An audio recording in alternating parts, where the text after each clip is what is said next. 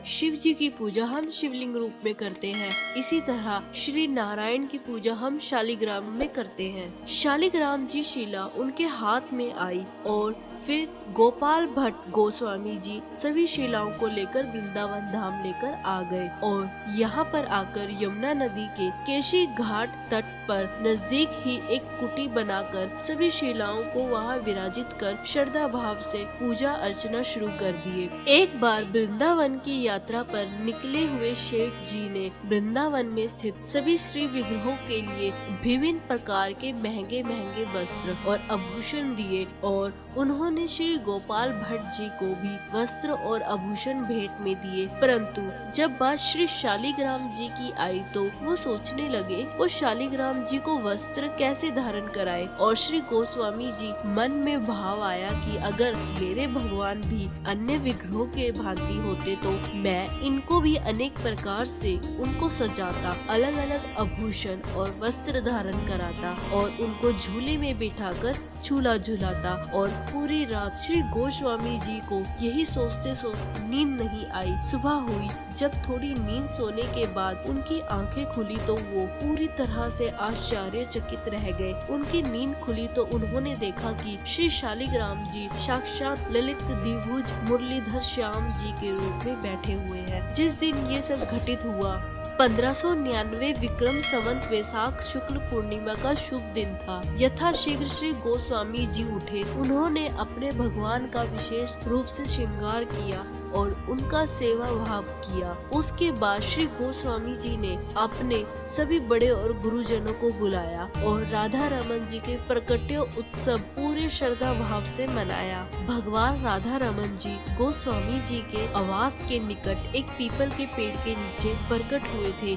ये वही दिव्य स्थल है जहाँ करीब 4500 वर्ष पूर्व भगवान श्री कृष्ण एक रास के दौरान श्री राधा जी से समाधि ले लिए थे। परंतु गोपाल भट्ट गोस्वामी जी के निवेदन पर फिर से उसी जगह विग्रह के रूप में प्रकट हुए। जब भगवान श्री कृष्ण उस स्थान से भिन्न हुए थे तो राधा जी ने उन्हें रमन के नाम से पुकारा और फिर उनको सब राधा रमन के नाम से जानने लगे। तो इस प्रकार गोपाल भट्ट गोस्वामी जी ने उनका नाम राधा रमन जी रख दिया और यही श्री राधा रमन जी का विग्रह आज भी श्री राधा रमन मंदिर में श्री गोस्वामी जी के समाज द्वारा व वंश द्वारा सेवित किया जा रहा है। और वैशाख शुक्ल पूर्णिमा को पंचामृत से अभिषेक कर हर साल प्रकट्य उत्सव मनाया जाता है। और गोपाल भट्ट गोस्वामी जी जिन अन्य श्री शालिग्राम जी के 11 शिलाओं की सेवा की थी वो सभी भी ऐसे मंदिर में स्थित है।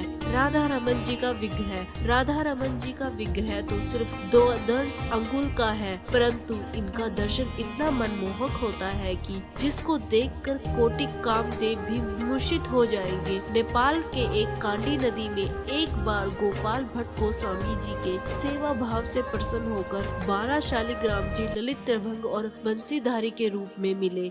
लाल जी को पीछे से देखने पर ऐसा प्रतीत होता है मानो जैसे श्री शालिग्राम जी हैं और ऐसा प्रतीत होता है जैसे फूलों से भी ज्यादा नाजुक कमल चरणों वाले और वेणु वादन की मुद्रा में हमेशा अपने होठों पर मन मुस्कान लिए श्री राधा रमन जी सभी भक्तों के हृदय में रमन कर रहे हैं। वृंदावन में स्थित प्राचीन विग्रहों को पहले गोविंद, मदन मोहन और गोपीनाथ जैसे नामों से जाना जाता है, परंतु बाद में श्री राधा जी के विग्रह को उन सभी मंदिरों में स्थापित किया गया तो उनका नाम बदलकर राधा गोविंद, राधा गोपीनाथ और राधा मदन मोहन रख दिया गया। लेकिन श्री राधा रमन भगवान केवल एक ही रूप में राधा और कृष्ण जी हैं, जिससे ये साफ होता है कि उनके साथ राधा रानी का कोई और अलग विग्रह नहीं है। लेकिन राधा जी के पवित्र नाम की पूजा उनके वाम भाग में ही की जाती है। राधा रमन जी के बारे में एक दिलचस्प कहानी ये भी है कि श्री कृष्ण के विग्रह के अलावा किसी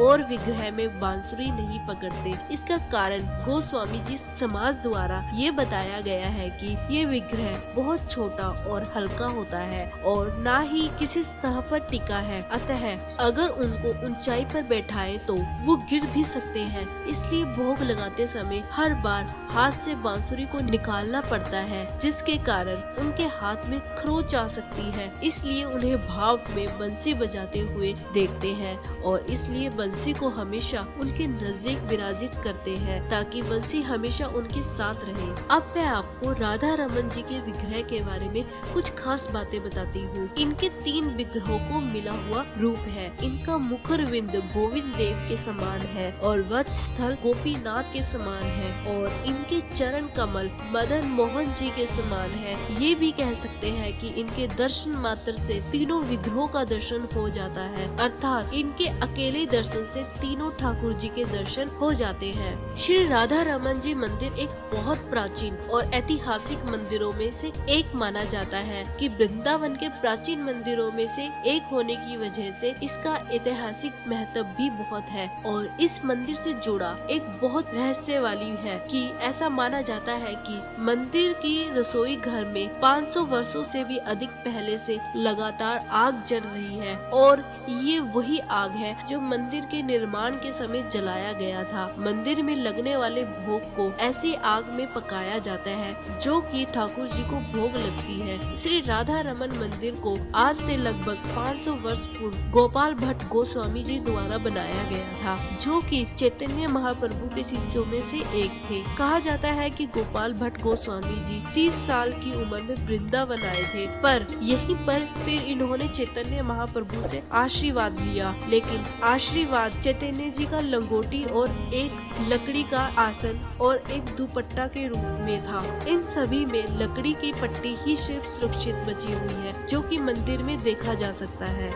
ठाकुर जी की सेवा पूजा के लिए जल एवं अग्नि की आवश्यकता पड़ने पर अग्नि से गोपाल भट्ट द्वारा मंत्रों के मध्य अग्नि प्रविष्ट की गई थी। 10 फुट की ये भट्टी दिन भर जलती रहती है। कार्य पूरा होने पर रात को इसमें लकड़ियां डालकर ऊपर से राख उड़ा दी जाती है, जिससे अग्नि शांत ना हो। अगले दिन पुण्य उसमें उपले व लकड़ी डालकर अन्य भट्टियों को जलाया जाता है। रसोई में बाहरी व्यक्ति का प्रवेश वर्जित माना जाता है। सेवा करने वाले शरीर पर सिर्फ धोती के अलावा और कोई अंग वस्त्र नहीं होना चाहिए। रसोई में एक बार जाने के बाद जो सेवा करता है वह पूरा प्रसाद बनाकर ही बाहर आ सकता है। किसी कारणवश उसे बाहर भी जाना पड़े तो वह पुण्य स्नान के बाद ही उस रसोई में प्रवेश कर पाता है। कैसी लगी आपको ये वीडियो कमेंट बॉक्स में जरूर बताएं। अगर आपको और भी ऐसी वीडियो जाननी है तो मेरे चैनल को सब्सक्राइब करें और शेयर करें। धन्यवाद।